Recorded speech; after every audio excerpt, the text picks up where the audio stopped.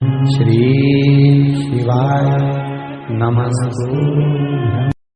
श्री शिवाय नमस्तुभ्यं। 33 करोड़ देवी देवता में सबसे सुंदर जोड़ी थी शंकर और पार्वती की। सही है कि गलत है? कभी नहीं झगड़ते। इसलिए पृथ्वी पर ना तो लक्ष्मी जी के व्रत हैं, ना ब्रह्माणी के व्रत हैं, ना इंद्राणी के व्रत हैं। अगर पूरी पृथ्वी पर सबसे ज्यादा व्रत किसके हैं? माता पार्वती। तीज का व्रत किसका? पार्वती का। चतुर्थी का व्रत किसका? पार्वती का। चौथ का व्रत किसका? पार्वती का। छठ का व्रत किसका? पार्वती का।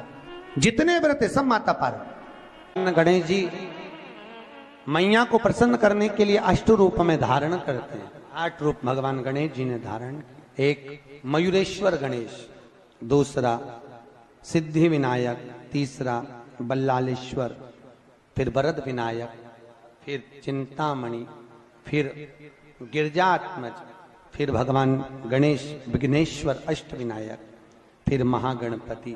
ऐसे गणेश जी के अष्ट नाम हुए।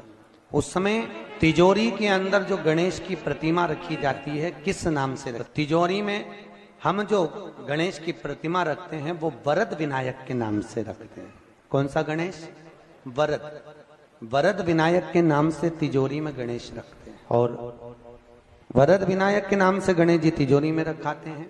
आपको कथा में कहा था घर में सीधी सूंड का गणेश और व्यापार व्यवसाय ऑफिस में उल्टी सूंड का गणेश होना। वरद विनायक को तिजोरी में। जब मकान का गृह प्रवेश होता है तो गणेश जी की पूजन जो दरवाजे पर करी जाती है उसे सिद्धि विनायक गणेश कहते हैं। कौन सा गणेश? सिद्धि विनायक। जब हम घर में शुभ कार्य हो, बंदर बाल लगाएं, कोई दरवाजे पर शुभ लाभ लगाएं या स्वस्तिक बनाएं या माताएं दरवाजे पर रंगोली डाले तो उसी समय पर सिद्धि विनायक के नाम से रंगोली डालना चाहिए। तो घर में लक्ष्मी बढ़ती है, सिद्धता बढ़ती है। याद रखिए, कभी भी गणेश जी को, मिट्टी के गणेश जी लाते हो भादो महीने में, तो विसर्जन करो तो विसर्जन के समय पर 2 बिंदी, एक कंकु की एक हल्दी की, दीवार पर जरूर लगा देना चाहिए। क्यों? क्योंकि गणेश जी हमारे यहाँ आते हैं तो रिद्धि सिद्धि के साथ आते हैं।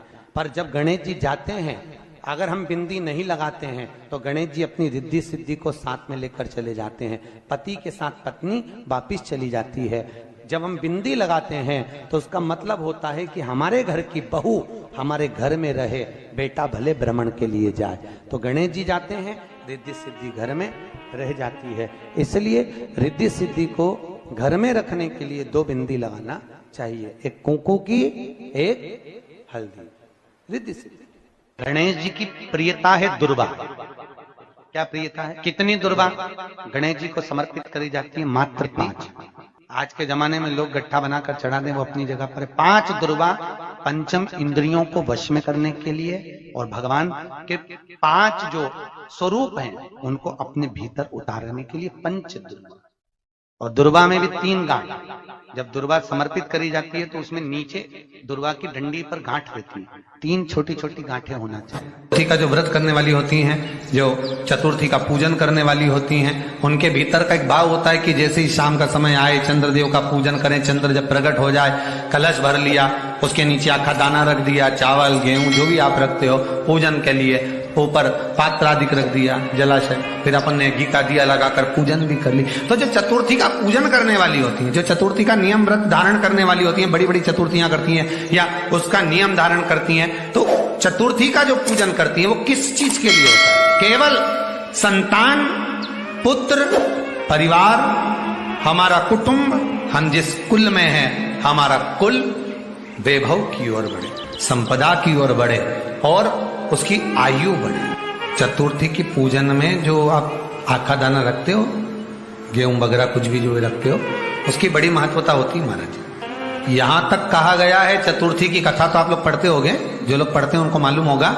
चतुर्थी की कथा में लिखा है, चौथ माता के व्रत में वर्णन किया गया है कि वो आखा दाना जो रखा जाता है, मान लो कोई जरूरी काम होता है तभी आखा दाना को रखा जाता है, संभाल के रखते हैं कि हम इस काम के लिए जा रहे हैं और हमारा ये कार्य सफल होना चाहिए।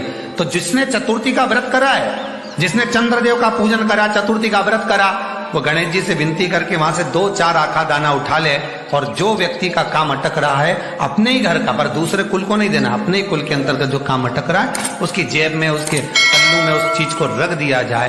तो चतुर्थी जो अगली आती है, जैसे आप महीने की करते हो तो महीने की, और आप जैसे करते हो कि 4 अलग बड़ी बड़ी चतुर्थी करते हो तो उसके अनुसार आपका कार्य सिद्ध होता ही है। उस आखे दाने का इतना महत्व होता है क्योंकि चतुर्थी का व्रत करने वाली माता जब व्रत करती है तो स्वयं चतुर्थी की कथा में लिखा हुआ है कि पार्वती जी गणेश जी से चतुर्थी की कथा बची। चतुर्थी की कथा बाची किसने थी? स्वयं गणेश जी महाराज ने। और सुनी किसने थी?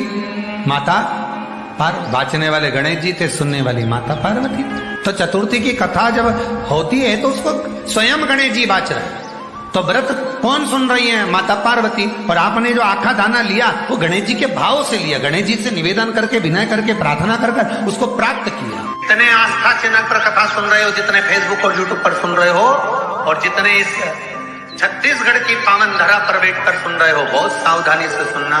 एक छोटा सा कपूर का टुकड़ा जब आरती में जलाया जाता है तो ये कपूर क्यों जलाते हैं? इस कपूर का महत्व क्या है? इस कपूर का कारण क्या है? ये कपूर है कौन जिसको हम आरती में जलाते हैं? क्या जरूरत इस कपूर को आरती में जलाने की? क्या जरूरत इसको यज्ञशाला में जलाने की? क्या जरूरत है इस कपूर को पूजन में जलाने की? स्वयं गुरु बाबा कहते हैं यदि कोई आरती में, पूजन में, घर में एक कपूर का टुकड़ा आरती के बाद में जब समर्पित करेगा तो उसको अश्वमेध यज्ञ का पुण्य प्राप्त हो जाएगा। अश्वमेध यज्ञ के पुण्य को पाने के लिए कपूर का टुकड़ा आज भी आरती में जलाया जाए। एक कपूर का टुकड़ा सुख का, इसीलिए हमारे यहाँ शास्त्र कहता है महाराज, जब आपको घर में अगर ऐसा लगने लगे कि 15 दिन से बहुत बेचैनी है, बहुत दुख तकलीफ लग रही है, कोई ना कोई बीमार पड़ रहा है, कुछ ना कुछ तकलीफें लग रही है, तो एक पीपल का पत्ता ले लो, उसके ऊपर एक कपूर का टुकड़ा ले लो, सारे घर में घुमाकर उसको दरवाजे के बीच मध्य में जलाकर रख दीजिए। थोड़ी सी जला 20 से 25 मिनट के अंदर मकान में एनर्जी वापिस आ जाएगी, उस भवन में एनर्जी वापिस हो जाएगी।